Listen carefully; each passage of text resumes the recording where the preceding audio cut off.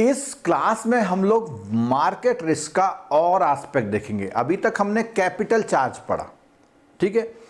एक तो हम थोड़ी सी थ्योरी को रिवाइज करेंगे, उसके को बहुत सारे कंपोनेंट रिवाइज करेंगे। उसके अलावा हम देखेंगे जो भी पूरे रिस्क का मैनेजमेंट सिस्टम, जैसे हमने क्रेडिट रिस्क में पढ़ा था, ऑर्गेनाइजेशन का स्ट्रक्चर क्या होता उसके बारे में पढ़ा था हमने, और ऑर्गेनाइजेशन स्ट्रक्चर के साथ साथ हम उसको रिस्क को कैसे मिटिगेट कर सकते हैं ये हम इसमें पढ़ेंगे।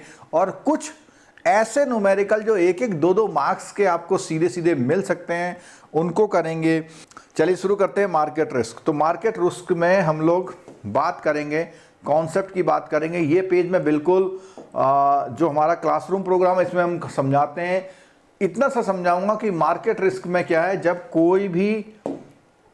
कोई भी इन्वेस्टमेंट होता है, जब कोई भी अपनी कैपिटल लाता है, तो उस कैपिटल में कुछ और लोगों से भी कैपिटल लाता है, या जो अपनी कैपिटल होती है उसका कुछ टाइम तक वो मार्केट से डेट कैपिटल ले सकता है 9 टाइम से, ठीक है। जैसे ही किसी स्टॉक के प्राइसेस में डाउन आता है तो उसकी खुद की कैपिटल भी डाउन हो जाती है, और जैसे ही उसकी खुद की कैपिटल डाउन होती है तो उसका जो 9 टाइम वाला है वो पोर्शन भी डाउन हो जाता है।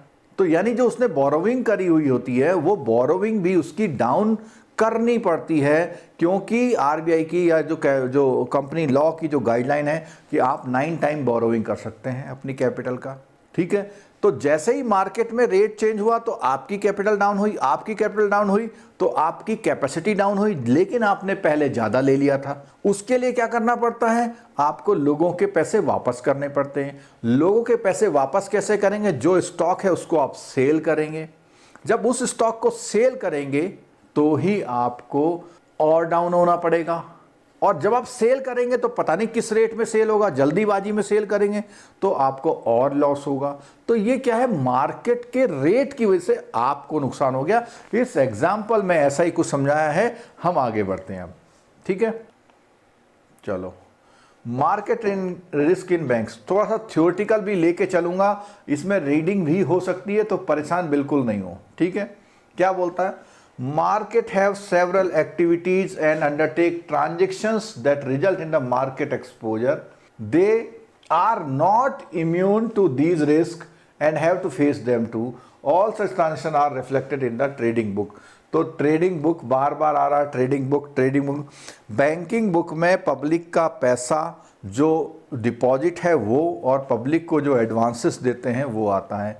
ट्रेडिंग बुक में जो आपने मार्केट में पैसा लगा रखा है वो आता है, ठीक है।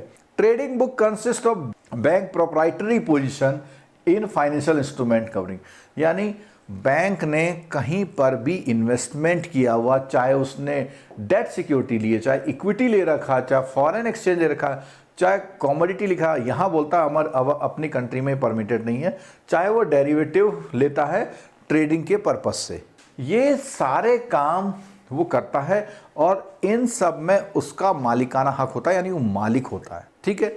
The trading book also include a position in financial instrument arising from the matched principal brokering and market making. अब देखो यहां कह रहा है कि इसमें, इस बुक में कुछ ऐसा पैसा भी शामिल है जो क्या करता है, उसको एक तरह से ब्रोकरिंग टाइम में मिलता है इस काम में वो, और मार्केट मेकिंग और position taken order to hedge other elements for trading for book.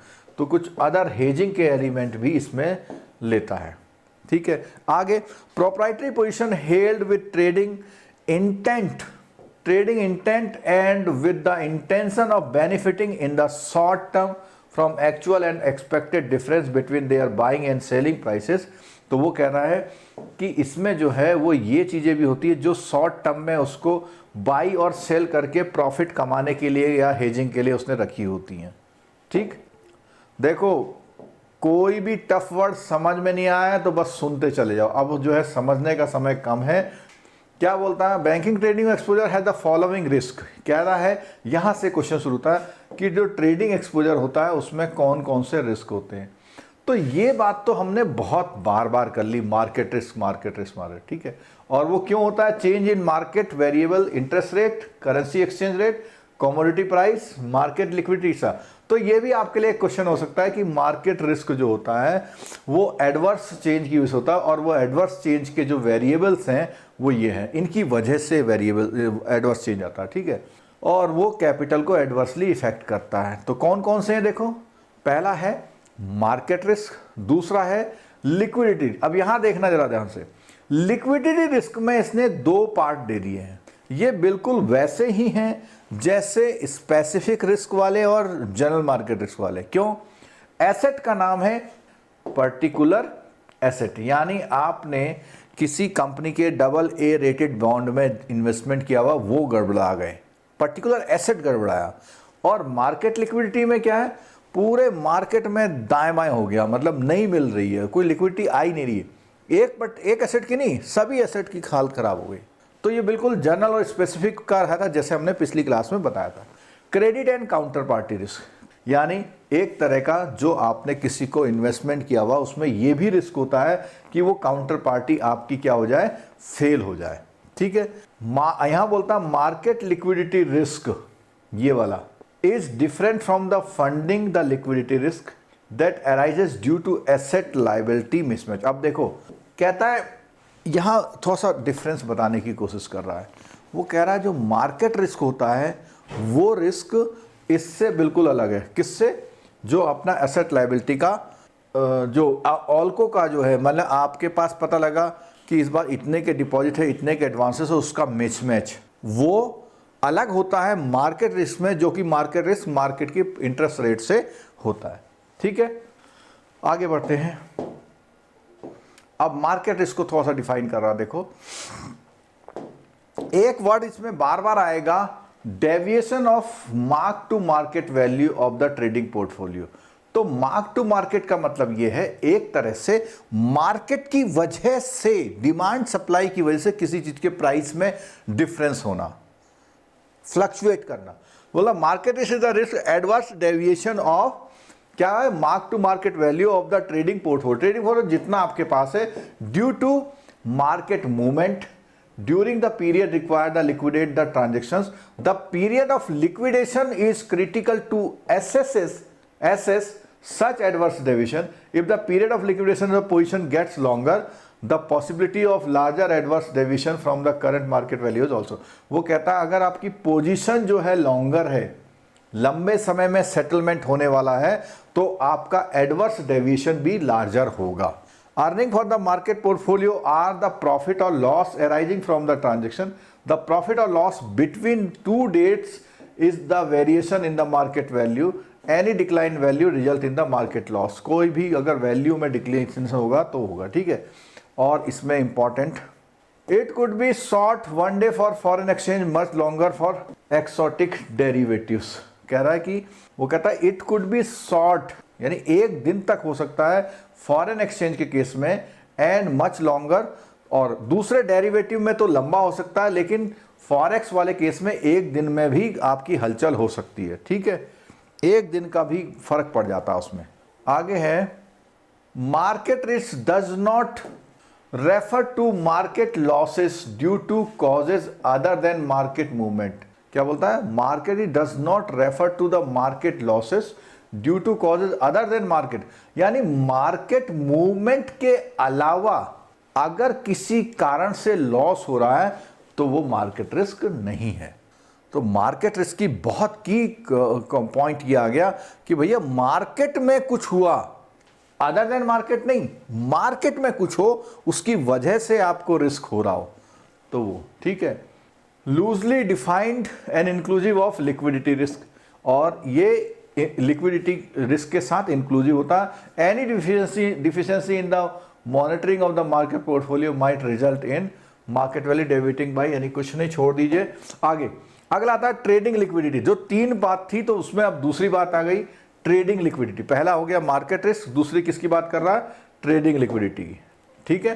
तो इसमें क्या बोलता है ट्रेडिंग लिक्विडिटी में? Trading liquidity is the ability to freely transact in the market at reasonable. अब देखो यहां एक बात सुन लेना है, लिक्विडिटी क्या होती है?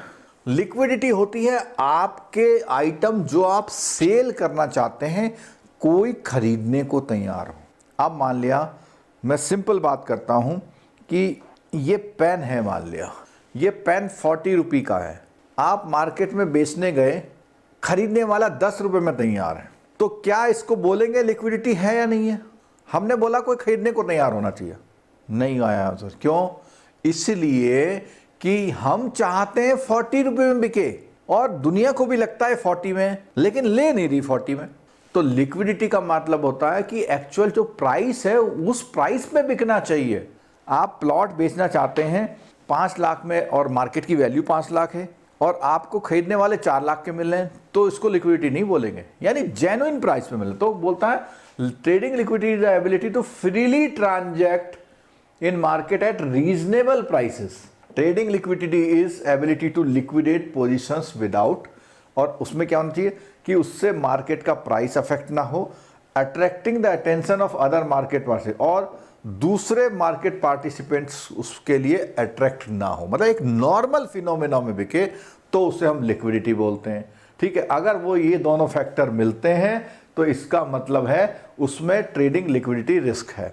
Trading liquidity allow us one two transact without compromising on counter party quality. अब काउंटर पार्टी क्वालिटी का मतलब कि वो ये कह रहा है कि मतलब यहाँ पे कोई है, पेन तो बेच नहीं रहे, वो क्या कर रहे हैं, वहां पे तो सिक्योरिटी का मामला है ना, तो वो कहता है कि कोई खरीद नहीं रहा। उन्होंने कहा यार ये तो नहीं खरीदने, एक बेकार सी कंपनी है, वो खरीदी, उसे बेचोगे क्या? तो उसने कहा ना, उसने कहा काउंटर पार्टी के साथ कोई कंपैरिजन नहीं करना है, यानी वो अच्छी कंपनी होनी चाहिए जो खरीदे, यानी एसेट, ये जो आप अपना पैसा लेके मार्केट में डालते हैं उनकी बात कर रहा है। ठीक है, liquid asset involves asset and market liquidity risk. Liquidation involves asset and market liquidity risk. Price volatility is not the same in high liquidity and poor liquidity situation. When the liquidity is high the adverse deviation of price are much lower. देखो, अब वो कहता है कि अगर आपका item बिकने को तैयार है तो उसमें जो होंगे डेविएशन क्या होंगे, कम होंगे, और in a poor liquidity environment with in a given horizon pure market risk generated by. और अगर आपका पुअर लिक्विडिटी वाला एनवायरमेंट है वहां पर वो कहता है कि मार्केट रिस्क प्योर होगा, और उसके चेंजेस किस किस की वजह से, interest rate, equity index, exchange rate की वजह से होगा। Differ from the market liquidity risk. This interaction raises important issue, what is the normal volatility. अब देखो यहां पर वो मार्केट रिस्क का वो की पॉइंट आ गया, जब वो कह रहा है यहां कह रहा है deviation of prices. Deviation of prices का मतलब है वॉलेटिलिटी, यानी आज आपका सिक्योरिटी जो है 10% पे बिक रहा है और कल 8% पे हो गया, परसों 12% पे हो गया, फिर 9 पे हो गया, मतलब बहुत जल्दी फ्लक्चुएट कर रहा है। तो अगर बहुत जल्दी फ्लक्चुएट कर रहा है तो उसको वॉलेटिलिटी बोलते हैं। ये अगर आगे न्यूमेरिकल्स में आएगा हमारे। ठीक है, आगे हाउ सेंसिटिव, और वॉलेटिलिटी ज्यादा होने का मतलब उसको बोलेंगे हम सेंसिटिव है, बिल्कुल उड़ जाता है अचानक। तो कहता है how sensitivity are where liquidity situation, what could it become under poor liquidity situation, how sensitive. फिर बोलता है, हाँ यहाँ एक लाइन रह गई थी मेरी, how sensitive are the prices to liquidity crisis, the liquidity issue become critical and emerging market वगैरह वगैरह। ठीक है, तो थोड़ा थोड़ा आपको समझ में आ गया होगा। चलो हाँ जी, अब बोलता है फेयर वैल्यू की बात, थियोरेटिकली बोलते हैं उसे फेयर वैल्यू। लिक्विडिटी का मतलब फेयर वैल्यू पे जाना। Liquidation risk arises from lack of trading liquidity and results in. अब देखो क्या होता है, अगर लिक्विडिटी नहीं होगी तो adverse changes in market price होंगे, inability to liquidate position in a fair market में नहीं बिकेगी आपकी, लार्ज प्राइस चेंज आएंगे बाय लिक्विडेशन ऑफ पोजीशन, क्योंकि आपको किसी ना किसी तरह एडजस्टमेंट करना है, inability to liquidate position at any prices. और कभी कभी ऐसा हो जाएगा कि सबसे पहले बोलता तो एडवर्स चेंज आए, दूसरे बोला कि आपको फेयर मार्केट में नहीं मिला, तीसरा बोला लार्ज फ्लक्चुएशन आएगा, चौथा आएगा कि भैया किसी भी प्राइस में आप बेच ही नहीं पा रहे, ले ही नहीं रहा कोई। ऐसा हम कह सकते हैं जो सत्यम कंपनी थी, सत्यम कंपनी के शेयर के साथ ऐसा हो गया था। ठीक है, तो लिक्विडिटी में तो ये पता लग गया कि भाई लैक ऑफ लिक्विडिटी होगा। और मार्केट लिक्विडेशन रिस्क, देखो ये चीज बता रहा है, देखो एसेट लिक्विडेशन में बता रहा है वेयर स्पेसिफिक एसेट फेसेस, और मार्केट लिक्विडेशन रिस्क में बता रहा है इन ए जनरल लिक्विडिटी क्रंच। ये आप लोगों को बात समझ में आ रही है जो हमने स्पेसिफिक रिस्क और जनरल मार्केट रिस्क पढ़ा था। स्पेसिफिक रिस्क का मतलब है एसेट, किसी पर्टिकुलर एसेट में हलचल हो गई। मार्केट लिक्विडेशन का मतलब है जनरल लिक्विडिटी क्रंच आ गया मार्केट में, ठीक है। अब इसमें थर्ड जो था हमारा क्रेडिट एंड काउंटर पार्टी, तो थोड़ा मैंने वहां बता दिया था।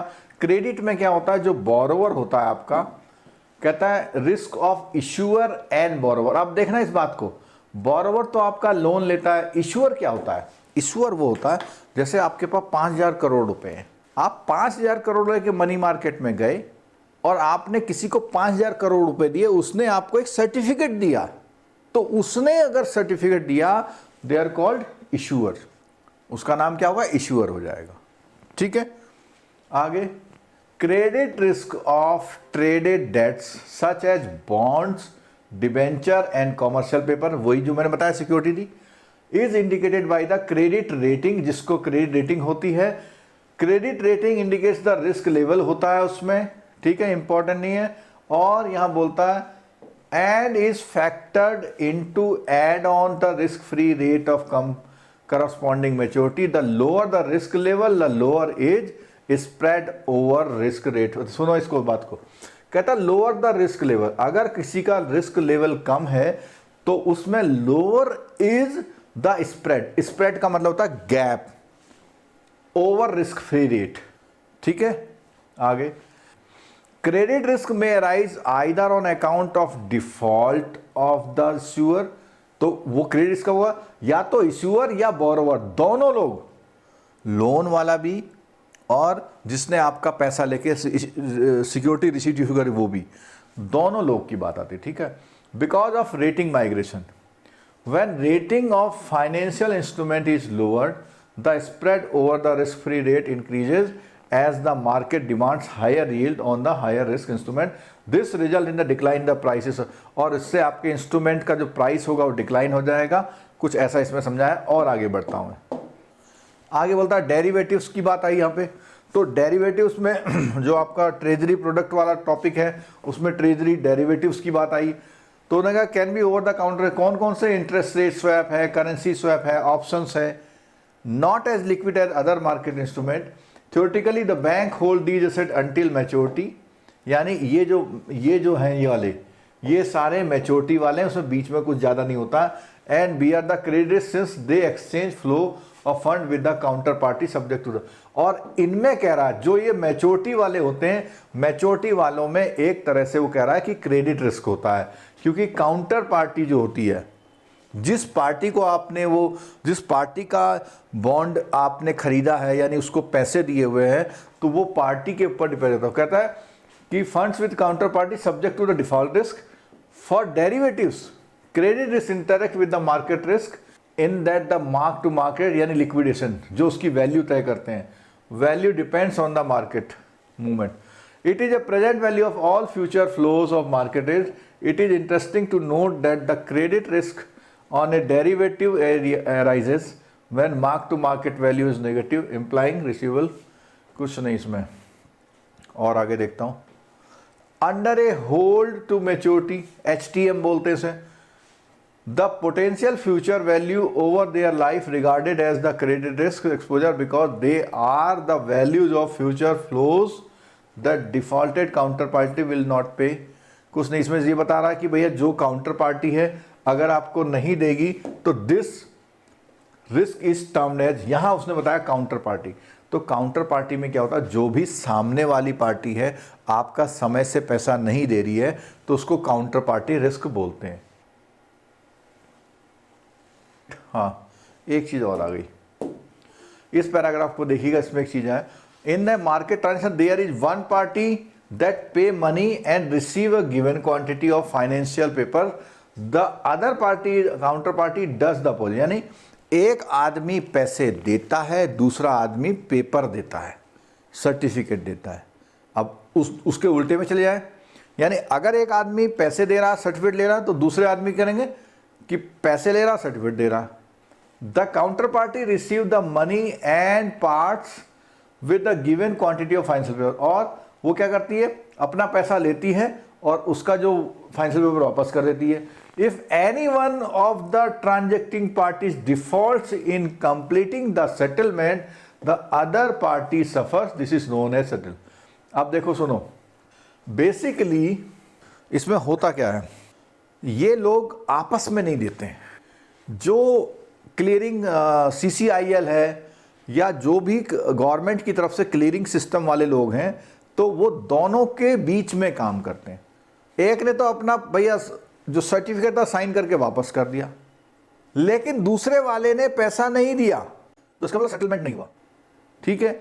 या एक ने अपना पैसा समय से वापस करा, उसका सिक्योरिटी वापस नहीं करा उसने, तो ये दोनों जो है सेटलमेंट रिस्क की तरफ से आते हैं।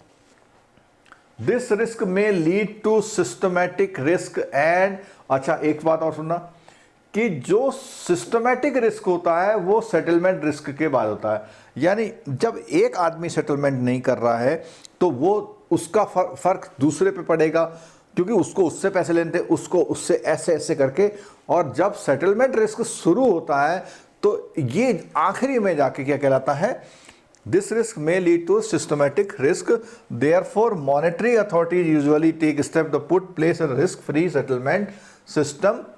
तो अभी मैंने जैसे बताया आपसे, क्या बताया कि जैसे CCIL है वो सिक्योरिटीज को सेटलमेंट में लाता है, तो यहाँ पर ये काम कौन कर रहा है सिक्योरिटी के सेटलमेंट के लिए, RBI कर रहा है, और RBI ने इसके सेटलमेंट के लिए रियल टाइम ग्रॉस सेटलमेंट्स का सिस्टम लाया for the purpose in market like government security, foreign exchange rate, where the RTGS cannot be used for settlement, central counterparty such as the clearing। मैंने बताया ना अभी, तो आपको बोला ना CCIL, तो कह रहा है कई जगह तो क्या होता है कि फॉरेन एक्सचेंज में या सिक्योरिटी में तो आपका RTGS सिस्टम आ गया, और कुछ जगह वो काम नहीं करता, तो वहां पे कौन काम कर रही है, CCIL काम कर रही है। वहां पे कौन काम कर रही है, CCIL, ठीक है।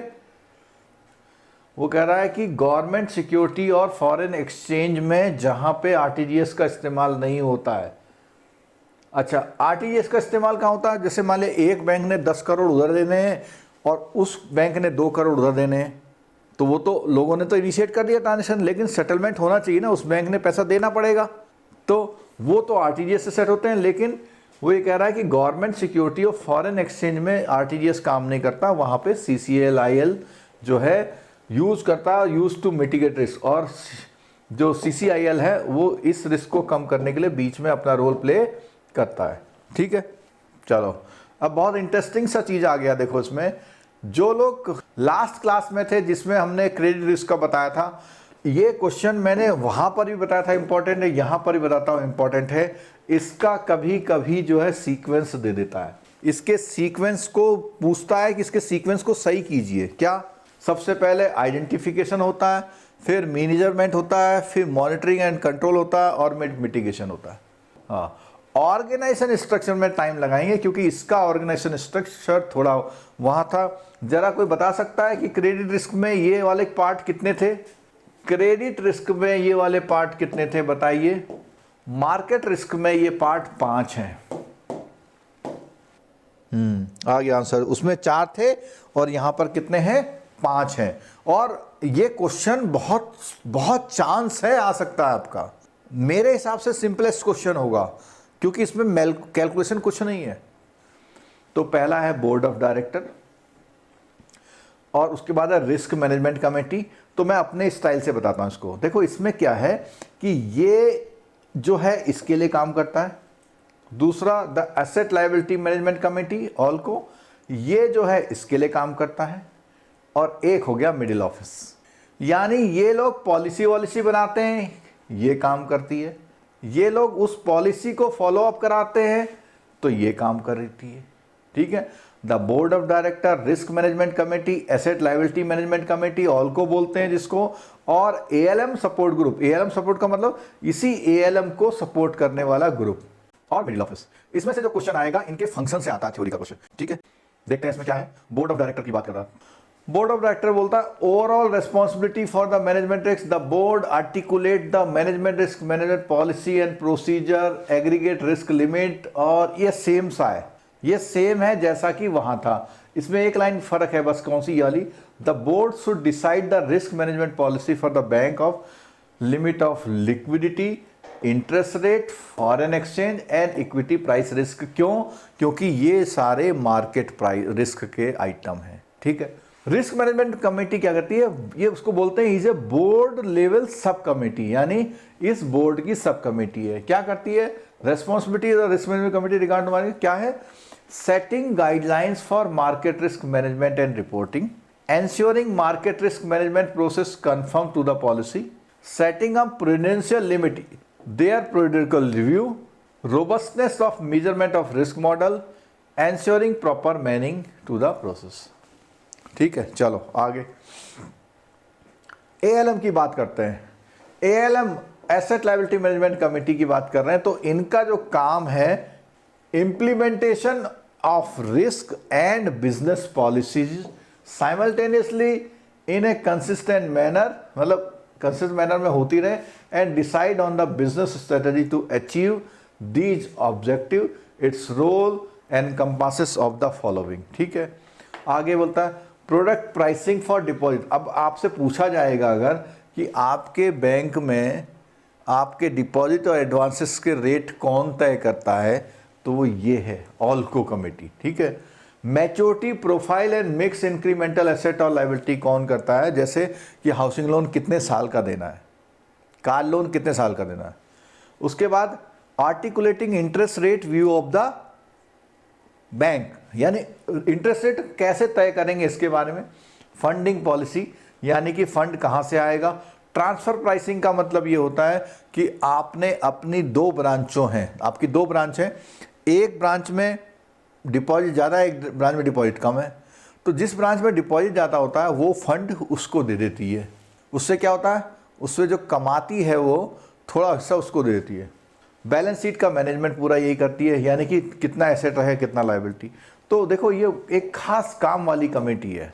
उसके बाद डी क्या आता है, ALM सपोर्ट ग्रुप, जैसे उसमें बोर्ड का ग्रुप था ऐसी क्या करती है, मॉनिटर करती है, रिपोर्ट रिस्क करती है, और it also examine its effect various possible changes in market variables. तो ये काम करती है आपकी ALM सपोर्ट ग्रुप। और मिडिल ऑफिस है, कई बार पूछता है मिडिल ऑफिस का काम क्या है, कई बार क्या पूछता है, मिडिल ऑफिस का काम क्या है। The middle office is responsible for the critical function of the independent market risk monitoring, measurement, analysis और रिपोर्टिंग टू ऑल को, यानी ये जो मिडिल ऑफिस है इसको रिपोर्ट करता है।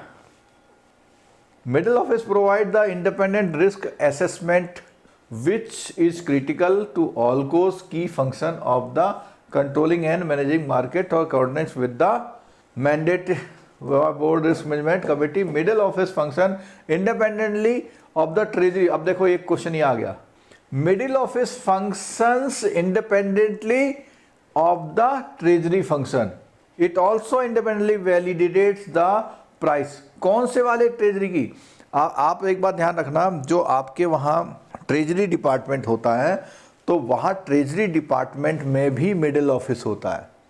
ठीक है, तो क्या कह रहा है इसमें, it also independently validates the price in respect of the treasury deals, more particular in respect of the structure product. जितने भी मैंने वर्ड बोले थोड़े थोड़े अगर आपके दिमाग में रहेंगे तो आपको याद आते हैं तो काम आएंगे। ठीक है, तो अगर हम ऐसे बात करें, जो हमारे मेन वो पार्ट थे, हमारे क्या पार्ट थे मेन, जब भी हम मार्केट रिस्क को हमने पढ़ना स्टार्ट किया, जब हमने मार्केट रिस्क को पढ़ना स्टार्ट किया था तो उसमें एक आइडेंटिफिकेशन था, मेजरमेंट था, मॉनिटरिंग कंट्रोलिंग था। अब आ गया रिस्क आइडेंटिफिकेशन। क्या आ गया कि रिस्क को पहचानते कैसे हैं, तो उसने बोला जो all product and transaction should be analysed for risk associated with them, while various risk associated with a standardized product stand analyze the risk in the case of non standard product need to be analyzed। अब देखो उसने क्या है, उसने कहा है कि पहली बात तो कहता है कि जो स्टैंडर्डाइज प्रोडक्ट हैं उन पे तो आप एनालाइज करते हैं, लेकिन साथ साथ कह रहा है जो नॉन स्टैंडर्डाइज प्रोडक्ट है उनको भी एनालाइज करना है। Therefore the approach to deal in the standard and non standard product differs, और दोनों की टेक्निक्स अलग अलग हैं। We have seen under the general approach to risk management that the guidance for risk taking and the transaction level comes from the corporate level. It applies to the management of the market risk too. ये जितनी बातें हम कर रहे थे अभी हमने क्या पढ़ा, आइडेंटिफिकेशन पढ़ रहे, ठीक है। अब आगे आता है आइडेंटिफिकेशन में और चीज़ें आती हैं। क्या बोलता है, यूजुअली ऑल स्टैंडर्ड प्रोडक्ट, ये क्वेश्चन यहाँ पे सामने लिख दे रहा हूँ भाई। अभी हमने क्या बात करी, दो तरह के प्रोडक्ट होते हैं, एक स्टैंडर्ड प्रोडक्ट, एक होते हैं नॉन स्टैंडर्ड प्रोडक्ट। वो कहता है स्टैंडर्ड प्रोडक्ट को भी एनालाइज कीजिए, वो कहता है नॉन स्टैंडर्ड प्रोडक्ट को भी एनालाइज करिए। अब यहाँ पे एक क्वेश्चन आपका जो थ्योरी का है वो समझ लीजिए क्या है थ्योरी का क्वेश्चन। वो है usually all standard product would have product programme, all risk taking units operate within the approved product programme, product programme defines procedures, limits, controls for all aspects of the product. The product program also specifies market risk measurement at an individual product level and aggregate portfolio level. ठीक है। दूसरे में क्या बोलता है, जो new product हैं या जिनको हम नॉन स्टैंडर्ड प्रोडक्ट बोलते हैं, इनके लिए है प्रोडक्ट ट्रांजैक्शन मेमोरेंडम। ये क्वेश्चन इंपॉर्टेंट है, ये क्वेश्चन इंपॉर्टेंट है। कहता है जितने स्टैंडर्ड प्रोग्राम है वो प्रोडक्ट है उसके लिए तो प्रोडक्ट प्रोग्राम बना हुआ है, लेकिन जो नॉन स्टैंडर्ड के लिए उसके लिए है product transaction memorandum on a temporary basis while a full market risk programme is being, जब तक उसके लिए पूरा ये वाला प्रोग्राम नहीं बन जाता तब तक के लिए प्रोडक्ट ट्रांजैक्शन मेमोरेंडम यूज किया जाता है। ठीक है, आगे Product approved corporate cell will provide a screening procedure, appropriate safeguard, product-wise limit on exposure, and necessary guideline for risk taking। तो कहता है कि जो प्रोडक्ट अप्रूवल होता है कॉर्पोरेट लेवल पे वो इतनी चीज़ें करता है। In fact the guidelines help the industrialising, और उससे वो अपने प्रोडक्ट को क्या करते हैं, उससे अपने प्रोडक्ट को वो स्टैंडर्डाइजिंग उसमें लाते हैं। ठीक, any new product or any deviation from the direct procedure and safeguard to the risk contained exposure needs a clearance from the, अगर आप कोई भी नया प्रोडक्ट लाएंगे या अपने प्रोडक्ट में, जैसे आपका हाउसिंग लोन अभी पता लगा 20 साल के लिए जाता, आप चाहते हैं 22 साल का लाना, तो आपको क्या करना पड़ेगा, आपको कॉर्पोरेट लेवल से उस पर क्लियरेंस लेना पड़ेगा। Where risk return characteristics and risk quantification forms the basis of decision making, impact of risk taking transition level. ठीक हो गया। तो ये अभी हमने पढ़ा रिस्क का आइडेंटिफाई करना, यानी रिस्क को आइडेंटिफाई करने की क्या प्रोसीजर है। अब आता है आपका सबसे पसंदीदा और सबसे इंतजार वाला काम, जिसका नाम है न्यूमेरिकल। तो देखिएगा इसमें कहता है मेजरमेंट कैसे करना है। मेजरमेंट का मतलब आपको जो रिस्क है कैसे मेजर करना है। सबसे पहले बोलता है कि दो मेथड बोल रहा है इसमें। क्या बोल रहा है, दो मेथड। कहता है market risk management heavily dependent upon the quantitative measures of risk. This the market risk measure seeks to capture variation in market values arising of the uncertainty associated with the various risk element. These provide an objective measure market risk transaction of a portfolio. Market risk measure are based on, पहला है sensitive और दूसरा है downside potential।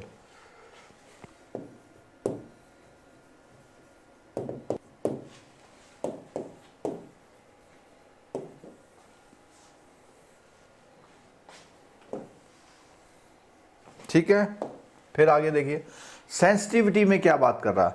Sensitivity में वो बात कर रहा है, सेंसिटिविटी होती क्या नहीं है, capture the deviation of market price due to unit movement. क्या बात बोली, यूनिट मूवमेंट पे।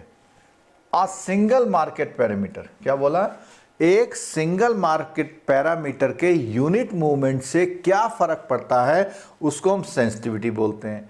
सप्लाई डिमांड की पोजीशन, इंटरेस्ट का रेट, मार्केट की लिक्विडिटी, इन्फ्लेशन, एक्सचेंज रेट, ये सब कुछ है आर द मार्केट पे। तो वो देख सुन लीजिएगा, चाहे वो सप्लाई डिमांड की पोजीशन में फ़र्क हो, चाहे वो इंटरेस्ट रेट की पोजीशन, किसी भी पोजीशन में 1 यूनिट का मूवमेंट जो होता है उसको सेंसिटिविटी बोला गया है। ठीक है, ये पैरामीटर है। क्वेश्चन ये भी आ सकता है मार्केट पैरामीटर क्या है, which drive market values. For example, change in the interest rate would drive the market value of bond forward foreign exchange held in a portfolio. If liquidity in the market increases it में result in the increase demand. देखो, अगर किसी की liquidity बढ़ती है तो उस instrument की डिमांड बढ़ जाती है और उससे में इंक्रीज द मार्केट प्राइस भी बढ़ जाएगी। जैसे मान लिया कहें कि आजकल डॉलर जो है जब भी बेचने चाहो बिक जाता है और जो मार्केट प्राइस है उसमें बिकता है, तो डॉलर की क्या हो जाएगी, डिमांड बढ़ जाएगी, और जैसे ही डॉलर की डिमांड बढ़ेगी तो जैसे ही डॉलर का प्राइस बढ़ जाएगा। ठीक है, यहाँ देखिए, इसने बोला कि भैया कोई भी यूनिट चेंज, तो उसने बोला किसी पोर्टफोलियो में, यहाँ कहता है where the market value of portfolio changes by 1 lakh for 1% change in the rate of interest, the interest rate sensitivity of the portfolio is इतना। This gives as a measure of risk associated with the portfolio with change in the rate. तो उससे क्या होगा कि एक तो risk के बारे में पता लगेगा और रेट ऑफ इंटरेस्ट के बारे में पता लगेगा। This measure suffers from the fact that it does not consider the impact of the other parameter with the may also change simultaneously. Secondly, तो पहली बात क्या बोलता है यहाँ पे कि that it does not consider the impact of the other parameter which may also change simultaneously. Secondly, the measure does not remain constant all the values of variables. Say the interest rate sensitivity of the bond is 100 rupees. When the yield on the bond is 5% of the yield, the bond rises to 8%. Its interest rate sensitivity would remain to the 100. कहता है कि अगर किसी, सुन लेना बात को, कहता है इंटरेस्ट रेट की सेंसिटिविटी निकाली कितनी, 100 रुपये है। इंटरेस्ट रेट की सेंसिटिविटी अगर उन्होंने निकाल दी 100 रुपये है, तो कहता है अब यील्ड ऑन द बॉन्ड कितना है, 5%। अगर उसकी यील्ड 5 से 8 हो गई तो भी उसकी इंटरेस्ट रेट की सेंसिटिविटी 100 ही रहेगी। इस पैराग्राफ में ये बता रहा है कि अगर एक पैरामीटर की आपने सेंसिटिविटी निकाल रखी है तो दूसरी पैरामीटर में कुछ भी ऊपर नीचे हो जाए उससे उसका कोई मतलब नहीं है। आपने सिर्फ कह दिया इंटरेस्ट रेट की सेंसिटिविटी इतनी इतनी है। मैंने शायद कुछ गलत पढ़ दिया, पहले किसने कर दिया थ्योरी वाले क्वेश्चन, नॉट रिमेन 100। अच्छा हो, ये मैंने जो है बोला कि शायद चेंज नहीं होगी, लेकिन बुक में लिखा हुआ है कि विल ऑल्सो चेंज। ठीक है, इसको करेक्ट कर लीजिएगा प्लीज।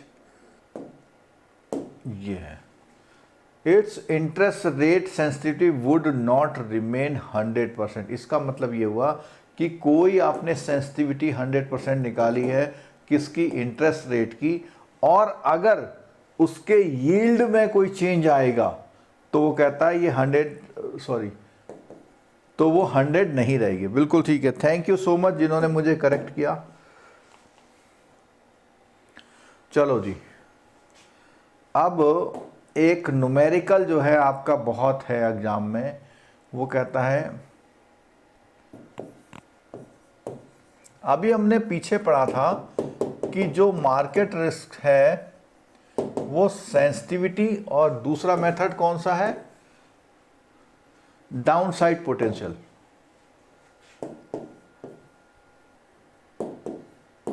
अब वो बता रहा है कि सेंसिटिविटी का जो मेजरमेंट है उसका एक तरीका है बीपीवी।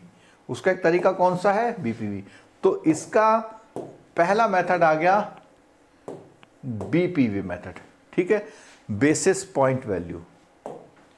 बेसिस पॉइंट वैल्यू, इसमें क्या है, आपको 2-3 चीज़ें बहुत सिंपल सी बताता हूँ, बहुत आसानी से आ जाएगा समझ में, कि 100 basis point is equal to क्या होता है, 1% होता है। जब आपने देखा होगा, जब कहते हैं ना मॉनेटरी पॉलिसी में 25 बेसिस पॉइंट में ही फ़र्क आया तो बोलते हैं 0.5% बोल देते हैं उसे। ठीक है, अब वो कहता है 1 बेसिस का निकालना है आपको, यानी 100 बेसिस पॉइंट में 1% है तो 1 बीपीएस में कितना होगा, 1/100 होगा, यानी 0.01%। कितना है, 0.01%। 0.01%। अब इसका यूज बताऊंगा मैं आपको, ठीक है। 0.01%। तो वो जो ये क्वेश्चन दे रखा है, इस क्वेश्चन को समझने की कोशिश करिए। एक सिंपल क्वेश्चन आपका 1 नंबर का आ सकता है।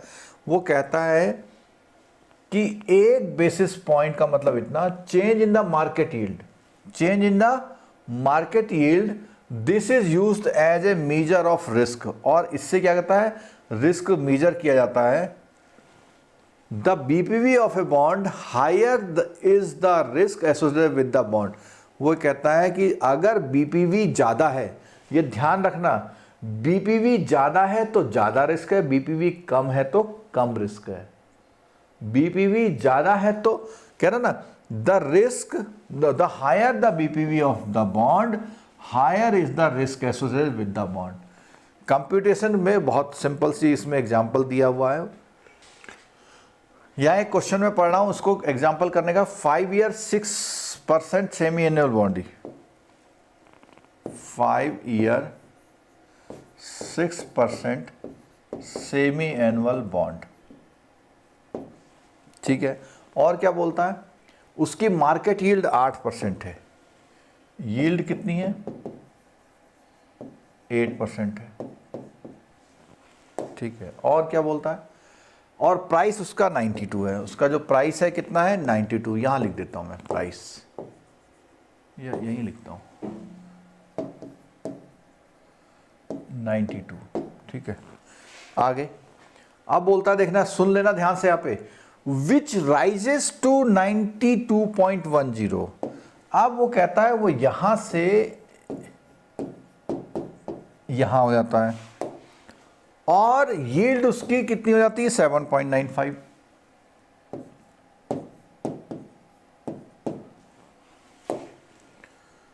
ठीक है।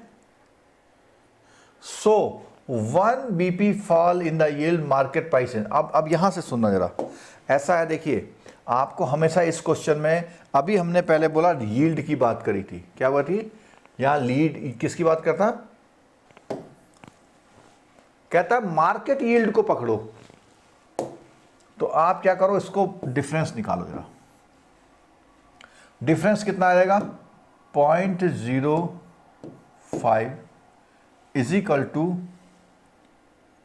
0.10, ठीक है।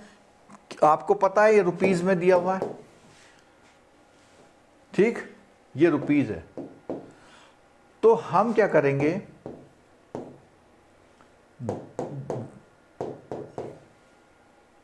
सिंपल मैथमेटिक्स है।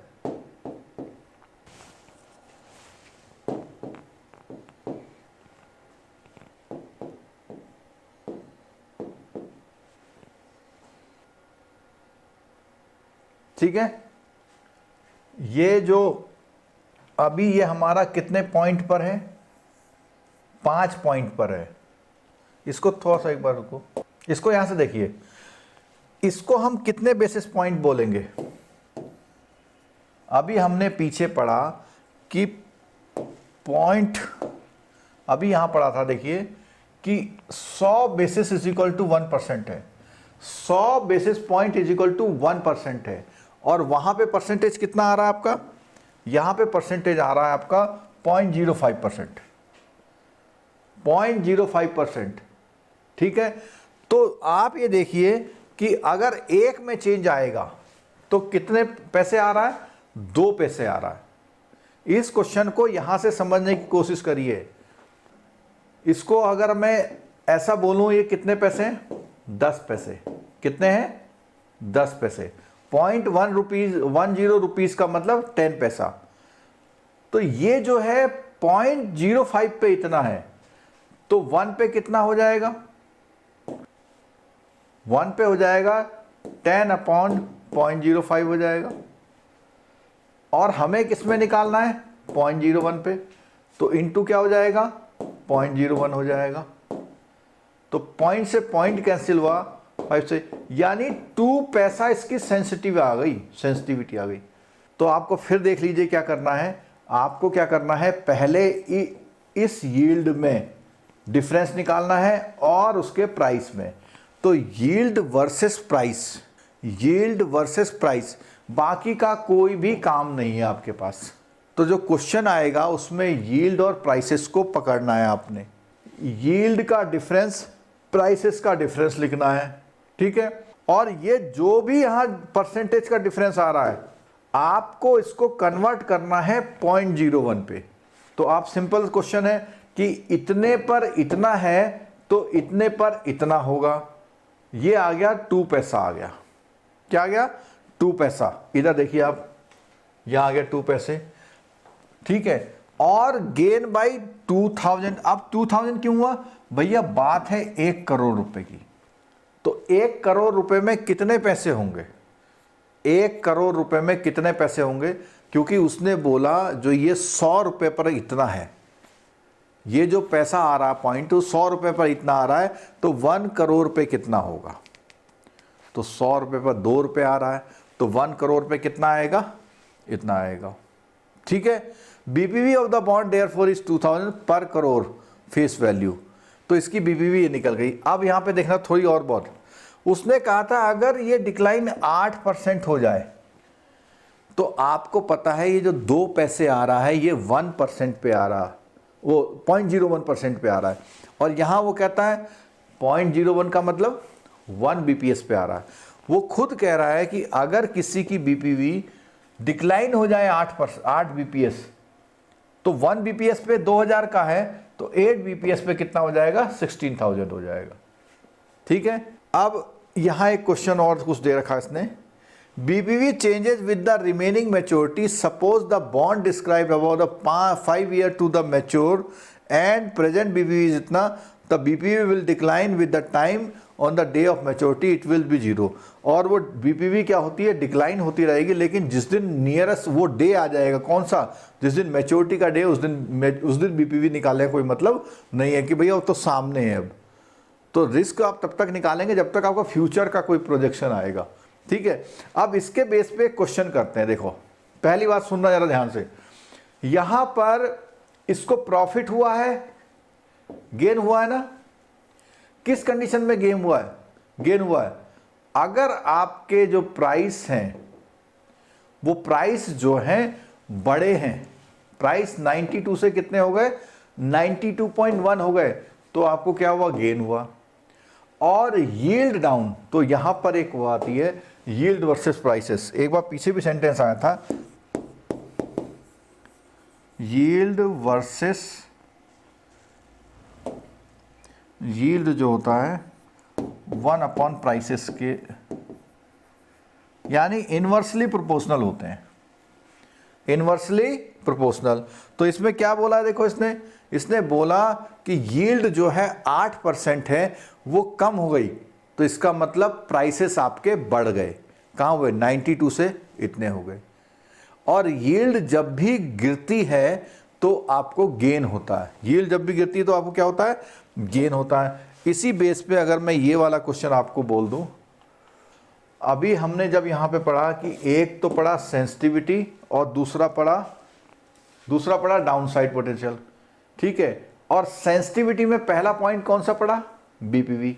सेंसिटिविटी में पहला पॉइंट बीपीवी पढ़ा, और सेंसिटिविटी में दूसरा पॉइंट कौन सा है? ड्यूरेशन।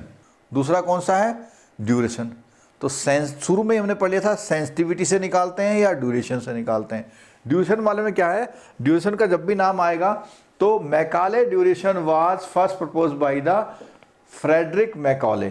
फ्रेडरिक मैकॉले ने एक प्रोसीजर दिया था, उन्होंने कहा था as a means of describing a bond's price sensitivity to yield change with a single number, this is equivalent to the time on average that the holder of the bond must wait to receive the present value of the, कह रहा है कि वो एक ऐसा समय है जिसमें एक ऐसा इक्विवेलेंट टू टाइम है जिसमें वो पैसा उसको मिल जाए जो वो चाह रहा है। क्या बोलता है? In other words this represent the cash flow center of gravity.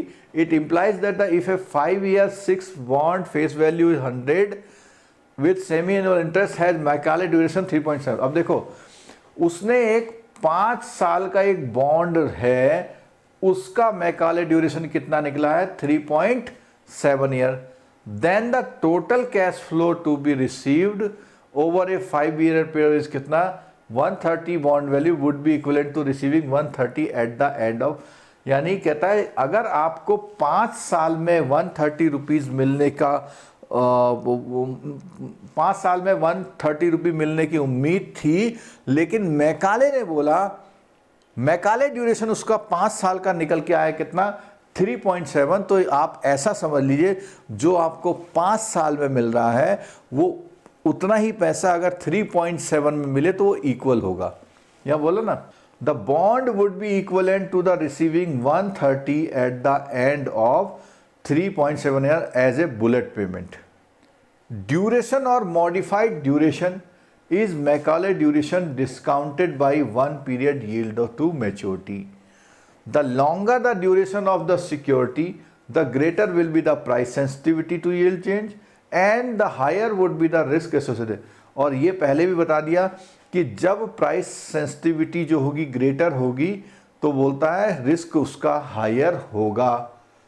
Bond price change can be estimated with the, और बॉन्ड प्राइसेस का जो फॉर्मूला है वो ये है, क्या है, approximate percentage change is equal to होता है modified duration into yield change, modified duration into yield change. यहां बोल रहा है, इस वाले क्वेश्चन को देखने का, 8 ईयर का 8% का सेमी एनुअल बॉन्ड है जिसकी बीपीवी दी है, क्या दी है, बीपीवी दी है कितनी 125, आपको निकालनी नहीं है, दे रखी है इस बार, और निकालने को जब भी देगा तो 2 कंपैरिजन देगा तब निकलेगी। बोल रहा है the yield on the bond has increased by 5 basis point, तो कहता है यील्ड जो है 5 बेसिस पॉइंट बढ़ गई, तो 1 बीपीवी का वैल्यू कितना है 125 है, अगर वो 5 बीपीवी 5 बेसिस पॉइंट बढ़ी है तो 125 इंटू क्या हो जाएगा 5, यानी आ जाएगा 625। अब आप देखिएगा जरा, कहता है यील्ड बढ़ी है, क्या बढ़ गई है, यील्ड बढ़ी है, तो हमने बताया था कि अगर यील्ड बढ़ी है तो क्या होगा, यहां देखिए इस लाइन में, अगर यील्ड बढ़ी है तो प्राइसेस डाउन होंगे, यील्ड बढ़ी है तो प्राइसेस डाउन होंगे, तो आपने मल्टीप्लाई तो सिंपल से कर लिया, मल्टीप्लाई तो सिंपल से कर लिया 125 इंटू, लेकिन लॉस या प्रॉफिट कैसे होगा, आप हमेशा ध्यान रखना, लॉस या प्रॉफिट के लिए हमेशा ध्यान रखना कि अगर किसी की यील्ड बढ़ी है तो आपको लॉस होगा और यील्ड घटी है तो आपको प्रॉफिट होगा। तो इसका आंसर क्या होगा, ये 1 नंबर का क्वेश्चन सीधा सीधा मिल जाएगा आपको। फिर आप देख लीजिए कि इस वाले क्वेश्चन में जो यील्ड थी घटी थी, इस क्वेश्चन में यील्ड घटी थी, इसीलिए यहां पर उसको बोला था कि इसको गेन हो रहा है, और इस क्वेश्चन में यील्ड बढ़ी है, इंक्रीज हुई है, तो आपका आंसर लॉस में होगा, और मैथमेटिकल काम वही होगा। अगर यहां पे क्वेश्चन में वो 5 बेसिस पॉइंट की जगह 8 दे देता मान लिया, तो आप क्या करते, इसमें मल्टीप्लाई किससे करते, 8 से करते, 125 इंटू 8।